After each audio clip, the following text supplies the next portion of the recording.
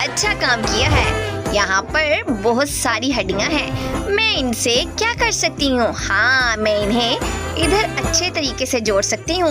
ये बहुत प्यारा लगेगा और ये तैयार है। हेलो बार्नी, तुम्हें कैसा लगा? और मेरे पास तुम्हारे लिए एक हड्डी है। मुझे पता था तुम्हें हड्डी बहुत पसंद है। चलो इसे पकड़ कर लाओ। ओह वाह, क्या स्पीड है। किटी, मेरे पास तुम्हारे लिए एक बहुत अच्छा आइडिया है। तुम्हें ये जरूर पसंद आएगा। मैं तुम्हारे लिए कुछ मछलियाँ पकड़ रहा हूँ जो तुम्हें बहुत पसंद है। मैं ये जानता हूँ। चलो तुम इसके साथ खेलो। मैं तुम्हारे लिए और मछलियाँ लाता हूँ। देखो जरा ये कितनी ज्यादा हैं।